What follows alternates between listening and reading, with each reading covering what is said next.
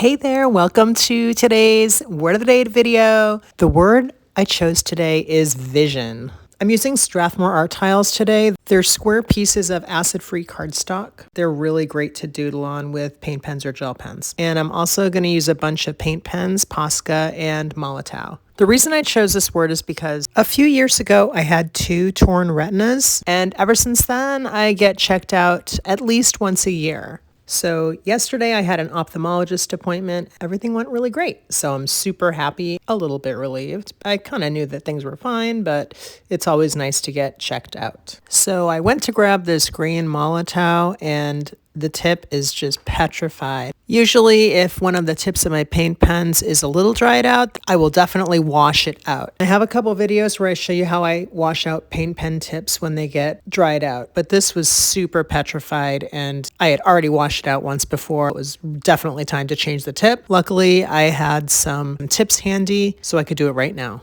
So my tip's all clean now and I'm super excited to start this artwork. I used the first and last method that I talked about in some of my other Word of the Day videos where I'm doing the first word and the last word and then I'm just filling in the gaps. So this is one way that helps me to keep things fairly even but also work immediate and not have to plan ahead and not have to sketch out before, because I really like to keep that spontaneous feel and not have to plan ahead, not sketch things out, just start in right away. That's sort of where the magic lives for me a lot of the time. Go in and see what comes out. Sometimes it's good to treat a blank page like you're party crashing. I feel like really good stuff comes out that way. I like to plan ideas in my head. My sketches before a final piece, by most people's standards, are pretty rough. It's just what works best for my brain. I have to leave a large pocket for spontaneity. I think that you're exercising different muscles when you do that, and I think that it's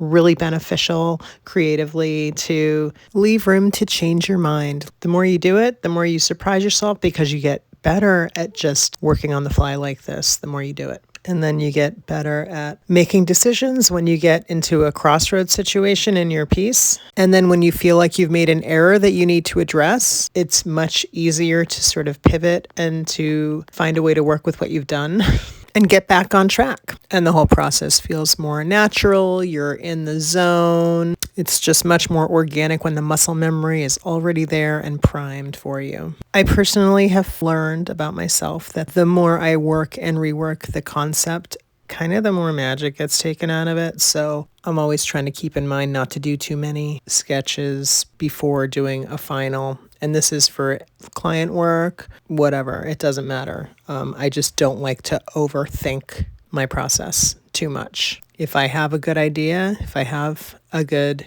concept and I sketch it out in the thumbnail, or if I could do a few different thumbnails and then pick one and then maybe do another sketch or two, like just rough thumbnail. And that's actually extreme for me, to be honest. And then I will just go right into it. And then the final piece can get really detailed or not.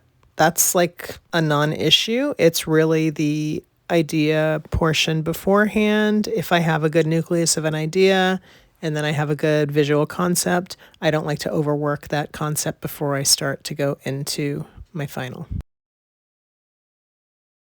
If I overwork the visual conceptual part of it, that like sort of wrings the magic out of the actual art execution part for me. You can feel it in the end, which we don't want to feel anything like that. We don't want to feel a lack of magic. We want to feel all the magic. So what happens if I can't get a concept to where I want it to be before I need to execute it? It depends on the situation, but most of the time I will just put it aside and work on something else. If it's client work, you really don't have a choice. You have to plow through. You got to find a way to make that concept work if it's already been signed off on. And at that point, even if it's not the favorite thing you've ever done for yourself, if they love it, then it's all good. You don't have to love it. I mean, it would be nice if you did, but don't ever let whether or not you love it or not get in the way of you completing a job to satisfaction of the client.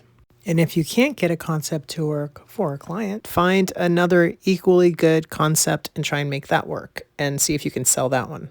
If it's for my own product line, if I'm stuck on a concept, if it's half baked and I can't get it where I want it to be, I will put it aside. I will put it in the maybe pile for later to develop, and I will work on something else. There is no glory in beating the life out of a creative concept if you can't seem to make it work for you at that moment. It might gel later, and I've had a lot of ideas, concepts that have come to fruition a year, 2 years later.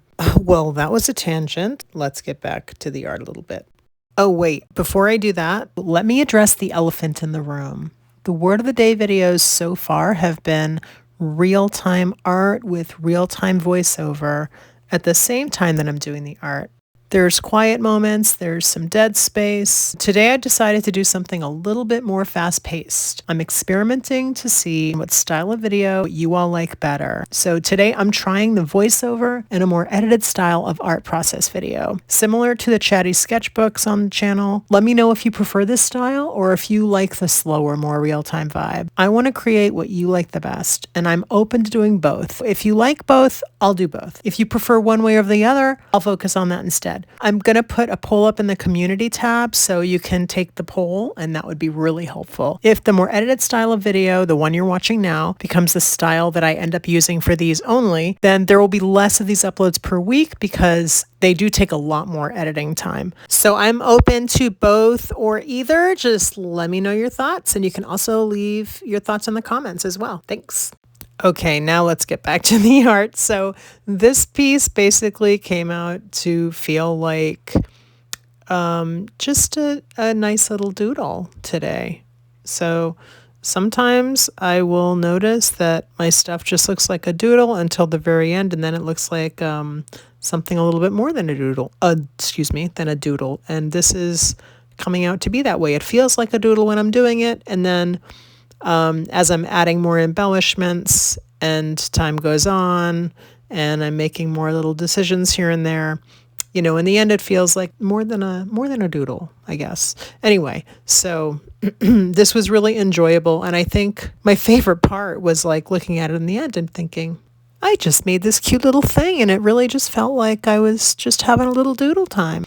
I think that's also what these little art tiles are nice for. You know, you could just do a nice little piece of art, and you could put it in a card, or you could just tape it anywhere. The edges are already nicely shaped and everything. This is not sponsored, by the way. I'm just chatting. So yeah, so I really like the art tiles, and they are a lot of fun to just have and to play with when you want to do a little doodle, but you want to do something a little bit nicer than a doodle, you know, something not on sketch paper, something that you can add a little color to, something you can save for yourself and tack up somewhere. I also love a square. I cannot deny my love for a square, so I do love the square composition as well. So on this one, I really just pulled out all of my symbols that usually do find their way into my work often. My go-tos, lots of dots, polka dots, curly cues. We got a little cloud in there. We got a little eyeball in there. No stars. Not sure how stars didn't make it in there, but we do have the black background, which looks like a night sky. So the dots on that look like stars anyway. Scalloped edges, lines, V's, all kinds of stuff in here. And it was super fun to add all of my favorite paint pens together in this one. Oh, I forgot. I also love the little jagged edge and then putting little dots on the edges of those.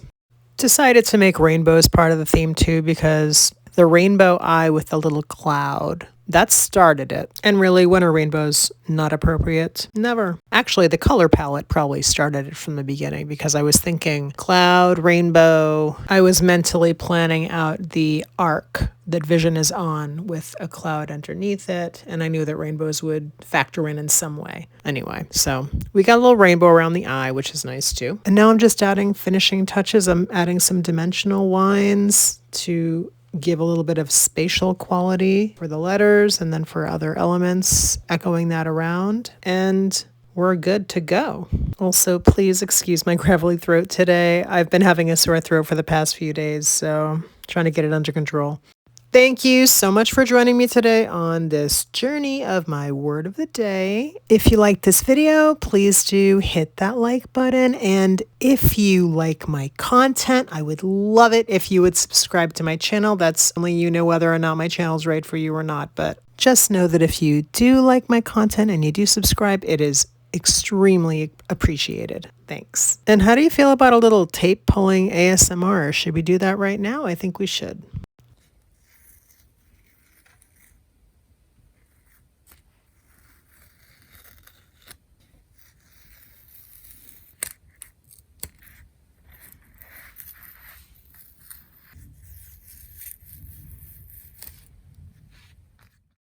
I hope you enjoyed this and I hope you have an awesome day, and I will see you in the next video. Take care. Bye.